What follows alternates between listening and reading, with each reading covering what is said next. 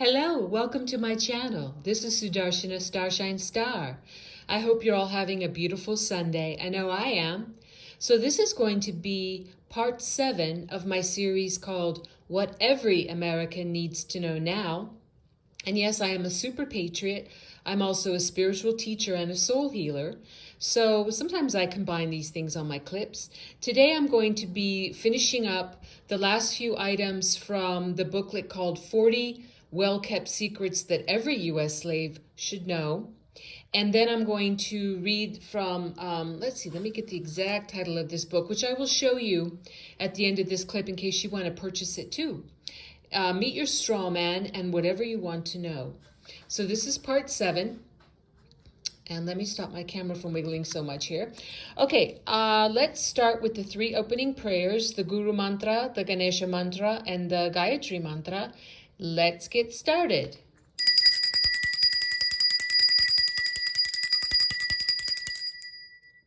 Om. Om. Om. Guru Brahma, Guru Vishnu, Guru Devo Maheshwaraha, Guru Sakshat Parabrahmam Tasmahi Sri Guruvena Namaha. Om Suklam Varadaram Vishnum Sishivarnam Chatubhujam Prasanavaranam Dhyaye Sarva Vigno Prashantaye. Om Bhur Bhuva Suvaha Tatsavitur Varinyam Bhargo Devasya Dhimahi Dhiyo Yo Naha Prachodayat.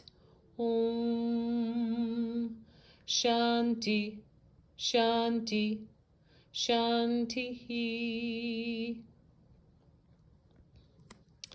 Okay, let's begin with, like I said, we're going to finish up the last few items from 40 well-kept secrets that every U.S. slave should know. And if you like this content, please remember to like and subscribe to my channel and share. I really appreciate it. Thank you so much. Okay, so this is going to be picking up item number 33. New York City is defined in the federal regulations as the United Nations, which is why Rudolph Giuliani stated on C-SPAN that New York City is the capital of the world, quote unquote. He was correct. For once, he told the truth. New York City / the UN is the capital / government, in parentheses, governing body of the New World Order. And that's from 20 CFR, and CFR means Council of Foreign Relations, 20 CFR Chapter 3, Subpart B, 422.103, then in parentheses lowercase b, in parentheses 2, in parentheses 2. Item number 34. Just like Vatican City and the Financial District of London, Washington, D.C. is a sovereign city-state with its own constitution and flag. The flag depicts 3 stars, one for each city-state, with Washington, D.C. representing, in quotes, the New World military, London representing the New World monetary system, and the Vatican representing the New World religion, which, by the way, is Satanism. Item number 35. Great Britain is owned by the Vatican. In fact, the Pope claims to own the entire planet through the laws of conquest and discovery. That's the Treaty of 1213, Papal Bulls of 1455 and 1493. Item number 36. A pope can abolish any law in the United States. The Pope's laws are obligatory on everyone. Throughout history, ancient and modern popes have ordered the enslavement and genocide of millions. That's from Elements of Ecclesiastical Law, Volume 1, 53 to 54. Now we go to item, that's continuing on. And that's Benedict the 16th, and it's capital D-S, then S-Y-N, Diocese, L-I-B, comma, I-X, period, C-I, period, V, lowercase I, period, Number 4, Prati, 1944. Syllabus, Prop 28, 29, 44. Item number 37. On July 7th, Pope Benedict XVI issued an encyclical letter, the most authoritative document a pope can issue, calling for the establishment of a world political authority. In other words, a new world order. Item 38. Wednesday, May 21st, 2008, Barack Obama and Hillary Clinton secretly attended a closed annual meeting with approximately 130 of the world's most insidiously tyrannical power broker elite known as the Bilderberg Group. Item 39. Every American, man, woman, and child is held as quote-unquote human collateral. Excuse me, let me make sure I completed that. Let me go back. I made an error here. Item 39. Every American man, woman, and child is held as quote-unquote human collateral. Our birth certificate represents each of us as a living stock, or quote-unquote livestock, to be traded on the world market via the FTC, Federal Trade Commission, the IMF, that's the International Monetary Fund, and that most ancient of scams known throughout the last millennium to every oppressed country the world over as the banking and loan industry, in parentheses, the World Bank, with each person's value calculated in an average lifetime estimate of revenues generated via taxation. And that's from Executive Order 13037. Item number 40. The good news is, under corporate law, the American people do not have to fulfill their, and this is in all caps, fictitious obligations. We can discharge any fictitious obligation with that of another, because government and various agencies/corporations cannot directly interact with a living, breathing person. They must address your fictitious identity using all capital letters. We are not necessarily obliged in answering to them. Just remember, we are those who gave and continue giving government, corporate, and religious giants their power of control.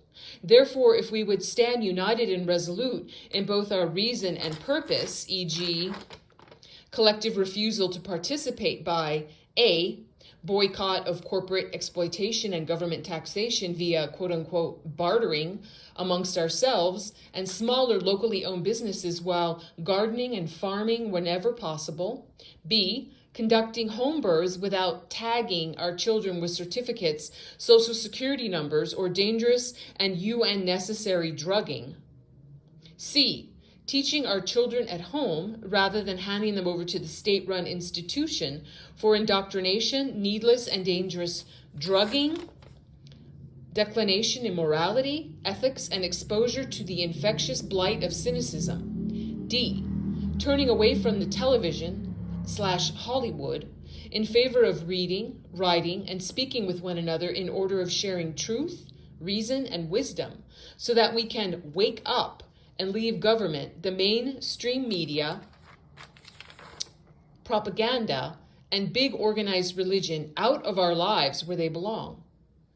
Could we then begin seeing that which is and has always been so skillfully concealed, i.e., at any given time of our collective choosing, we can, by these and other means, take back that which is our God-given, unalienable, sovereign rights.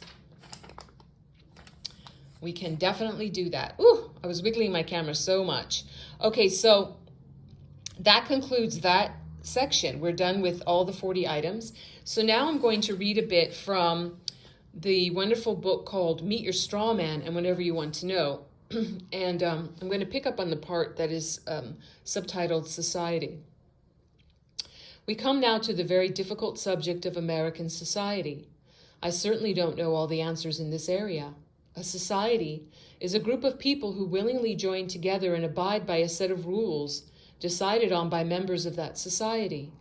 Loosely speaking, the system which has been set up by the commercial companies who have control of the United States is a society. It is a society which has good features and bad features as well.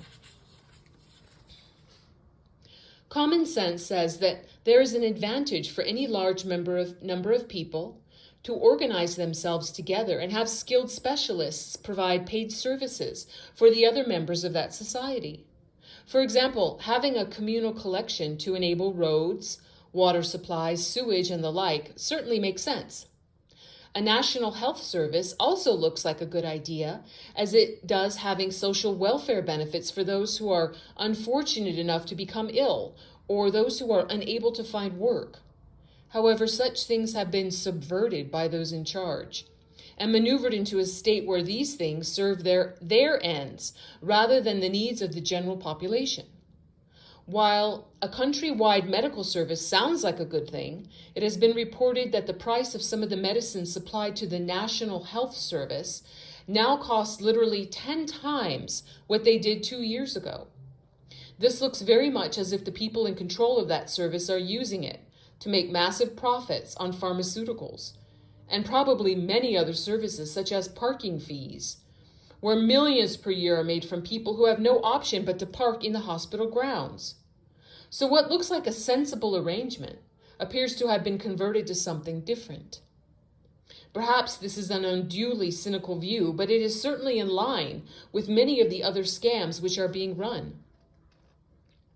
Income tax was introduced as a temporary measure in connection with a war, and in parentheses, and who organizes wars? It has never been removed, and yet the country did not seem to have any major problems when there was no income tax. The employees of the commercial company which runs the country, those people who take the title of Member of Congress, or some similar meaningless title, spend a lot of time thinking up quote-unquote new legislation, which, if it can be introduced without too many people noticing it, will become a quote-unquote statute. I suggest that the main intention of all legislation is to provide a smokescreen to hide additional charges which members of the public are required to pay. An argument can be that you elected these politicians, and that's in quotes, as it should be, so you must abide by whatever they dictate. This carefully avoids mentioning the fact that those politicians have nothing to do with the public other than giving the appearance that the public has some say in what happens, while the reality is that everything that happens is dictated by the non-elected owners of the companies in charge. The payment of benefits to those in need looks like a very good and necessary thing, but the people in charge see it as an admission that the adult is not capable of taking care of himself, and so they literally think of these ordinary people as quote-unquote cattle. Their word, not mine. What they ignore is the fact that their many direct and indirect taxes and charges, along with the low level of pay, which they reckon that people can be made to work for, are the things which have many ordinary, hardworking people in the very poor financial positions which they despise. They are willing to cheat, steal, and lie, while the ordinary person is not comfortable doing those things. So what should be a good and helpful system has been changed into an oppressive thing, which is used to force people into dependency. While a certain level of public contribution for what are thought of as being essential services is understandable and a desirable thing, that the system has been twisted into a mechanism to enslave and defraud ordinary people. It has long since reached a ridiculous level, with the average person being expected to pay income tax, council tax, inheritance tax, national insurance, capital gains tax, sales tax on house purchases, value-added tax, parking charges, airport charges, fuel tax, road tax, import duty, tax on alcohol, tax on tobacco, payments for a driving license, passport. The list goes on and on and on, with additional items being added all the time. People who have been caught for many years in the system will have already paid in so much that they will not want to leave the system and lose the benefits for which they have been paying so long. Others may well consider starting to refuse to pay some of the things demanded of the straw man. This is a personal choice, and one which should be thought about carefully before any action is taken. Please note that this document does not provide you with legal advice, but instead presents facts for information purposes only. If you want legal advice, then consult a lawyer. The armed services.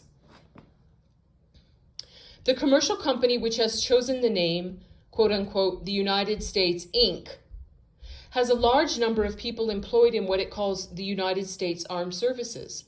Most countries have a similar arrangement. If you were asked, what is the purpose of these armed and trained people? How would you reply? It may surprise you to know that the people who employ them hire them to protect themselves, the employers, from their enemies. Not too startling an idea, you say. Yes, as you say, not too startling a revelation, but what may surprise you to discover is that the enemy is quite openly stated to be you. So not only do they describe you as a monster, but also as their enemy. Because they are so heavily outnumbered, they are actually frightened of you and feel that they need armed bodyguards and heavily locked doors to keep them safe from the anger of ordinary people if they would ever find out how they are being manipulated and robbed. In passing, they consider anybody who asks permission to do something which they are already entitled to do under common law to be a quote-unquote child of the state, and so of no consequence. Let's check out a possible scenario. You take some young people to a fast food restaurant and order several meals. When the food has been prepared, the manager says, I will make a deal with you. You can have your meals for free if you just take this loaded revolver and go over to that corner table and shoot that man dead. There will be no comeback as I am authorizing you to do it. However, having blinked a few times, you ask why you should shoot him dead when he has never done anything to you. The manager then says, he has never done anything to me either, but he has a lot of money in his wallet and I want to steal it. So just go and shoot him dead. It's okay, because I am telling you to do it for me. Sound a bit mad? Well, it should do, as murder is a criminal offense under common law, and somebody telling you to do it, and that it is okay because they say so, is quite ridiculous. Nobody has the authority to tell you to murder somebody. Remember, all of us were born with exactly the same privileges and rights, and nobody has authority over anyone else, and most definitely not to be able to authorize murder. The owners of the commercial company, which amusingly we think of as, quote unquote, the government, stand in the same position as the manager of that fast food restaurant and have the same lack of authority to breach common law by sending their armed employees into another country to kill the people there, people who have done them no harm, whom they want to rob. All recessions and wars are deliberately instigated by the people who gain financially from them. Okay, I'm going to end this clip on that note. I know it's a little bit heavy, but I also wanted to mention that just recently, many wonderful changes have been occurring in our republic, in our American republic. A lot of them are not that visible yet, but they are ongoing, and there's much, much, much good incoming. Just know that. But we do need this proper education of what has been going on in order to understand how we came to come to this point. Okay? So thank you so much. If you like this content, please remember to like and subscribe to my channel, and please share. I really appreciate you giving me your energy like that. That really helps me. Thank you so much. Okay, now let's close with the closing prayer.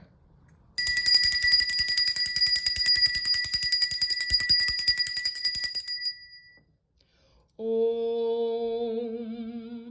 Om, Om, Loka Samasta Sukhino Bhavantu, Loka Samasta Sukhino Bhavantu, Loka Samasta Sukhino Bhavantu. Om Shanti, Shanti, Shantihi. Peace, peace, peace. Thank you so much. I'm sending you all my love and hugs. God bless you and yours now and always. I'll see you soon.